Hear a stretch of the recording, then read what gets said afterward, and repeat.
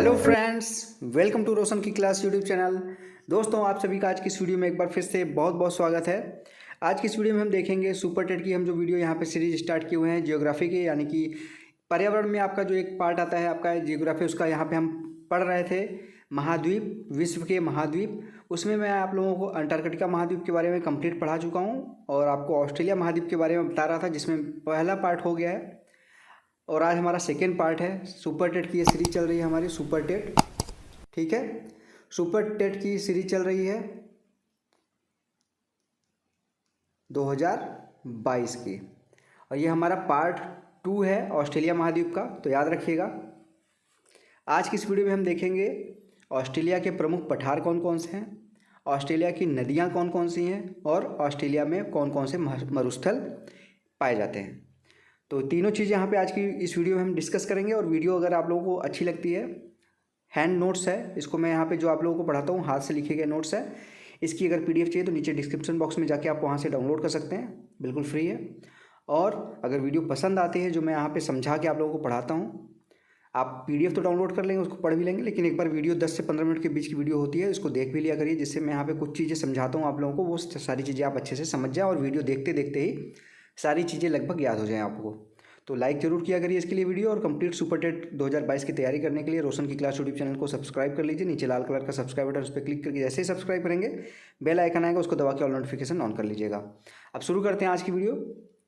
सबसे पहले देखते हैं ऑस्ट्रेलिया के प्रमुख पठार। तो यहाँ पर मैंने यहाँ पर ऑस्ट्रेलिया का मानचित्र बना रखा है, हाथ से बनाया हुआ है, तो थोड़ा बहुत चेंजेस होगा, थोड़ा बहुत अंतर होगा जो आपके मैप आते हैं, लेकिन 99% यहाँ पे लगभग सेम होंगे। तो यहाँ पे देखिए, सबसे पहले पठार की अगर बात की जाए तो पठार जो है यहाँ पे ऑस्ट्रेलिया में टोटल 4 मुख्य यहाँ पे प्रमुख पठार हैं। पहला जो पठार है वो है, यहाँ पे ध्यान दीजिएगा, यहाँ पे देखिए है यहाँ पे टुआम्बा पठार।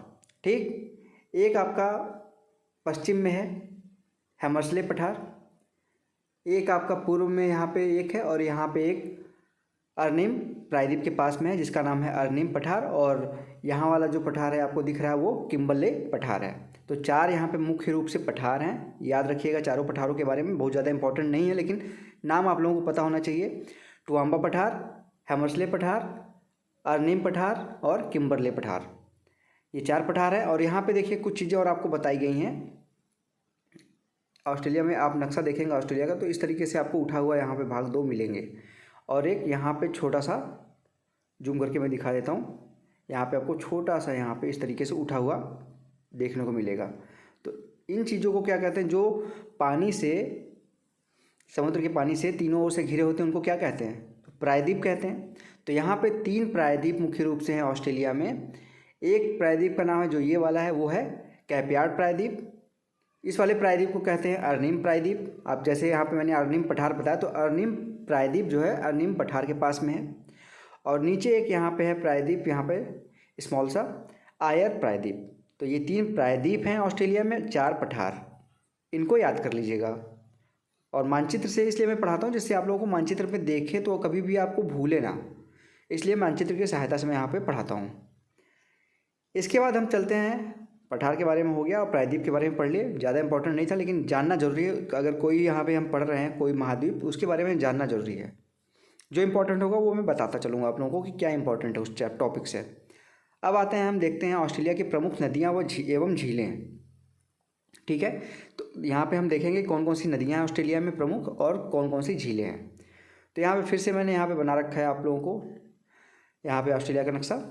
तो यहाँ पे देखिए, सबसे मुख्य जो यहाँ पे नदी है ऑस्ट्रेलिया की अगर बात की जाए तो ऑस्ट्रेलिया की मुख्य नदी यहाँ पे है, 2 नदियाँ हैं। डार्लिंग नदी, आपको कल मैंने बताया था डार्लिंग के बारे में, डार्लिंग पर्वत श्रेणी इधर थी, लेकिन डार्लिंग नदी यहाँ पे है। और यहाँ पे एक है मुर्रे नदी। 2 नदियाँ हैं जो कि कहाँ से निकलती हैं, ग्रेट डिवाइडिंग रेंज से। आपको पता है कि ऑस्ट्रेलिया की सबसे लंबी पर्वत श्रेणी यही है, ग्रेट डिवाइडिंग रेंज। इसके एक किनारे से निकलती है डार्लिंग नदी और एक किनारे से निकलती है मुर्रे नदी। ठीक है, ग्रीन लाइन से आपको मैंने दिखाया हुआ है। तो यहाँ पे जो दोनों नदियाँ हैं वो यहाँ पे आगे जाके एक दूसरे से मिल जाती हैं और ये जाके आगे लास्ट में स्पेंसर की खाड़ी में गिर जाती हैं। ये आपका स्पेंसर की खाड़ी है। ठीक है, तो डार्लिंग नदी है और मुर्रे नदी है, वो कहाँ से निकलती हैं, ग्रेट डिवाइडिंग रेंज से।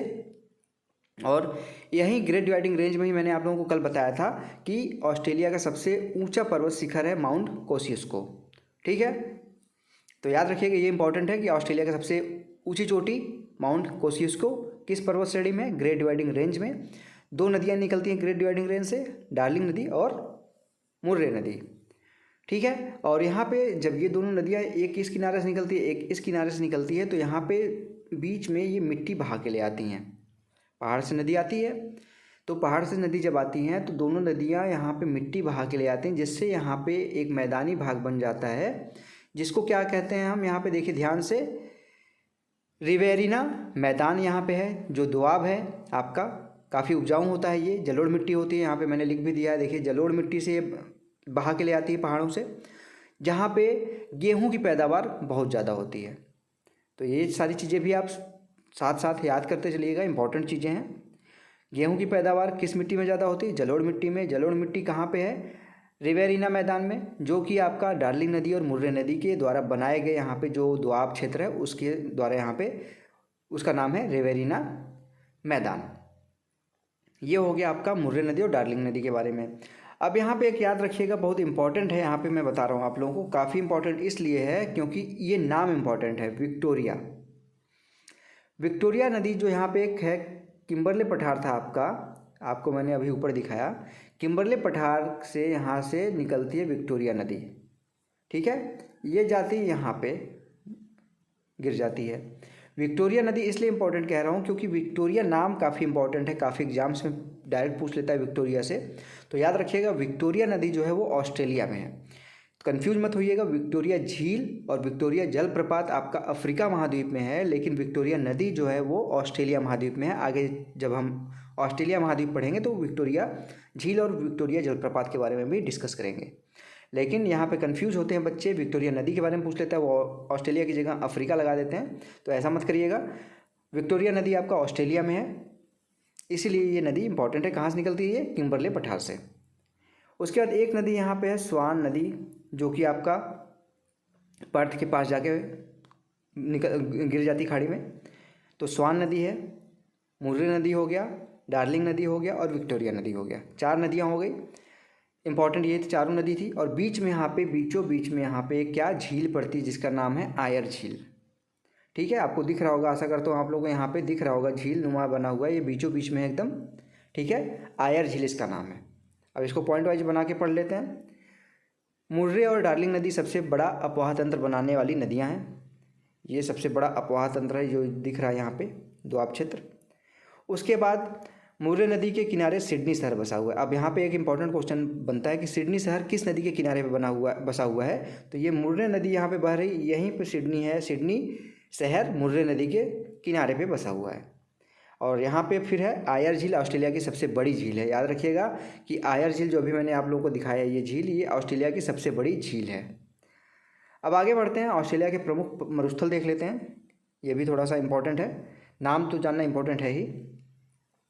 तो ऑस्ट्रेलिया के प्रमुख यहाँ पे मरुस्थलों के बारे में यहाँ पे कहा जाए तो सबसे इंपॉर्टेंट जो चीज़ है यहाँ पे यही पूछता है कि ऑस्ट्रेलिया के मरुस्थलों को क्या कहा जाता है। तो ऑस्ट्रेलिया के मरुस्थलों को कहा जाता है ग्रेट ऑस्ट्रेलियाई मरुस्थल। डायरेक्ट आपसे पूछ लेगा, आप कहेंगे कि ऑस्ट्रेलिया उसमें लगा रहेगा तो आप तुरंत आंसर देख लेंगे, लगा देंगे। ऐसा नहीं है, वहाँ पे जो भी ऑप्शन आपको एग्जामिनर देता है वो उसमें ऐसे ही देता है, ऑस्ट्रेलिया लगा के ही देगा जिससे आप लोग कन्फ्यूज हों। तो यहाँ पे याद रखिए ग्रेट ऑस्ट्रेलियाई मरुस्थल ऑस्ट्रेलिया के मरुस्थलों को कहा जाता है कंबाइंड रूप से। कौन कौन से मरुस्थल हैं ऑस्ट्रेलिया में ये भी देख लेते हैं यहाँ पे। तो ग्रेट विक्टोरिया मरुस्थल है पहला, दूसरा ग्रेट सैंडी मरुस्थल है, तीसरा है गिब्सन मरुस्थल, चौथा है सिम्पसन मरुस्थल, पांचवा है स्टुअर्ट मरुस्थल और छठवां है तनामी मरुस्थल। ये 6 के 6 आपको मरुस्थलों को याद कर लीजिएगा, great Victoria, great Sandy, Gibson मरुस्थल, सिम्पसन मरुस्थल, स्टुअर्ट मरुस्थल, तनामी मरुस्थल। इसके बाद इसको मैप पे भी देख लेते हैं कहाँ कहाँ पे हैं ये मरुस्थल, 6 के 6 मरुस्थल। ग्रेट विक्टोरिया ये है, गिब्सन मरुस्थल यहाँ पे है, ग्रेट सैंडी यहाँ पे है, तनामी मरुस्थल यहाँ पे है, स्टुअर्ट मरुस्थल यहाँ पे है और सिम्पसन मरुस्थल यहाँ पे है। ठीक है, ध्यान दीजिएगा। अब यहाँ पे आप लोगों को याद जो ध्यान रखना है, यहाँ पे आपको मतलब ये एरिया जो लगभग है वो इस साइड का एरिया जो है वो ज़्यादातर सूखा एरिया, यहाँ पे बरसात कम होती है, जहाँ पे बरसात कम होगी वहाँ मरुस्थलों की संख्या ज़्यादा होगी। तो याद रखिएगा, ऑस्ट्रेलिया का जो पश्चिमी भाग है उसमें मरुस्थल सबसे ज़्यादा है, जो 6 के 6 मरुस्थल, उसमें से 5 मरुस्थल ऑस्ट्रेलिया के पश्चिमी भाग में, एक मरुस्थल जो है वो पश्चिम से थोड़ा सा पूर्व की तरफ है, स्टुअर्ट मरुस्थल। उसके बाद यहाँ पे जो इम्पोर्टेंट चीज़, यहाँ पे एक और चीज़ है थोड़ा सा इससे रिलेटेड है, उसको भी मैं बता दूँ कि यहाँ पे एक इस तरीके से ऑस्ट्रेलिया के इस साइड यहाँ पे एक उभरा हुआ, समुद्र में उभरा हुआ हिस्सा दिखाई देता है। और ये छोटा मोटा हिस्सा नहीं है, ये बहुत ज़्यादा लंबा है। देख सकते हैं यहाँ पे 2000 किलोमीटर तक ये फैला हुआ है। ये क्या है? ग्रेट बैरियर रीफ है। आपने नाम सुना होगा, ग्रेट बैरियर रीफ, जल में उथला हुआ क्षेत्र जिसको कहते हैं। तो ये ग्रेट बैरियर रीफ है, इसका नाम है। और ये कैसे बना है यहाँ पे, तो देखेंगे आप, जब नेट पे आप सर्च करिएगा कि ग्रेट बैरियर रीफ क्या है, वहाँ पे देखेंगे तो आप चमकीला सा पानी के आसपास उभरा हुआ उथला क्षेत्र दिखेगा आपको, काफ़ी लंबा चौड़ा है, 2000 किलोमीटर आप समझ सकते हैं। वो चमकता रहता है। क्यों चमकता रहता है? तो यहाँ पे देखिए लिखा गया है प्रवाल भित्तियों से बना है ये। प्रवाल भित्तियाँ क्या होती हैं? इसको मूंगा चट्टान भी कहते हैं। प्रवाल भित्तियाँ जो होती हैं वो आप देखते हैं कि जो समुद्र के जीव जंतु होते हैं, ख़ासतौर से जो छोटे छोटे जीव होते हैं, उनके ऊपर कवच नुमा होता है। जैसे आप देखेंगे यहाँ पे शंख देखते होंगे, सीप देखते हैं, जो भी ऐसे जीव इनके ऊपर कठोर कवच होता है, क्योंकि वो समुद्र में रहने की वजह से, पानी में बराबर रहने की वजह से उनका शरीर बहुत ज़्यादा कोमल होता है। उसकी वजह से एक आवरण चढ़ा लेते हैं जीव जंतु यहाँ पे, जिससे उनके शरीर की सुरक्षा हो सके। और मरते हैं, सभी की एक एज होती है, वो मरते हैं। तो यहाँ पे ऐसा, यहाँ पे जल का बहाव है कि यहाँ पे ये बन गए, थोड़ा सा इकट्ठे होके जल के ऊपर इतना ज़्यादा मात्रा में यहाँ पे हैं कि मरने के बाद ये जल के ऊपर आ गए हैं और यहाँ पे इस तरीके से पहाड़ नुमा एरिया बन गया है, जिसको क्या कहते हैं? ग्रेट बैरियर रीफ, जिसको क्या कहा जाता है? समुद्र का बगीचा भी कहा जाता है। याद रखिएगा, समुद्र का बगीचा किसे कहा जाता है? ग्रेट बैरियर रीफ को कहा जाता है। तो ये था आज की वीडियो में। आशा करता हूँ आपको आज की वीडियो पसंद आई होगी। मैं ज़्यादा बड़ा वीडियो नहीं बनाता आप लोगों के लिए, क्योंकि जो मेरा कोशिश ये रहता है कि जितना मैं पढ़ाऊँ उतना आप लोगों को याद हो जाए। अब आपको ग्रेट बैरियर रीफ के बारे में अच्छे से रटा गया होगा, याद कर लिए होंगे आप। ऐसे मैं बताऊंगा ही इतना डिटेल में आप लोगों को कहानी नुमा, कि आप लोगों को अगर वीडियो देखेंगे तो आप लोगों को खुद ब खुद लगेगा कि आपको सारी चीज़ें वीडियो देखते देखते ही याद हो जाती हैं। ग्रेट बैरियर रीफ के बारे में जान गए। इसके बाद मरुस्थलों के बारे में जान गए। 6 मरुस्थल होते हैं: विक्टोरिया मरुस्थल, सैंडी मरुस्थल, गिब्सन मरुस्थल, सिम्पसन मरुस्थल, स्टुअर्ट मरुस्थल और तनामी मरुस्थल। इसके बाद नदियों के बारे में भी देख लिए यहाँ की, कि डार्लिंग नदी और मुर्रे नदी। डार्लिंग तो सबको याद होगा, ठीक है। डार्लिंग नदी और मुर्रे नदी ऑस्ट्रेलिया की सबसे बड़ी अपवाह तंत्र बनाने वाली नदियाँ हैं। स्वान नदी भी है यहाँ पे और विक्टोरिया नदी भी है, याद रखिएगा ये चीज़। आयर झील ऑस्ट्रेलिया की सबसे बड़ी झील है, ठीक है।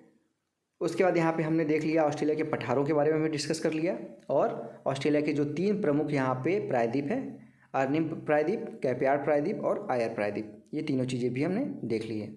तो वीडियो अगर आपको अच्छी लगी तो प्लीज़ वीडियो को लाइक करना मत भूलिएगा। इसकी PDF नीचे डिस्क्रिप्शन बॉक्स में मिल जाएगा, उसका लिंक, वहाँ से जाके आप फ्री बिल्कुल डाउनलोड कर सकते हैं।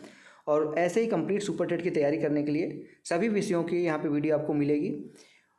बस बने रहिए आप लोग रोशन की क्लास यूट्यूब चैनल पे। अगर अच्छी लगती वीडियो तो लाइक जरूर किया करिए, और नीचे लाल कलर का जो सब्सक्राइब बटन उस पर क्लिक करके सब्सक्राइब कर लीजिए, साथ ही साथ बेल आइकन को दबा के रखिए।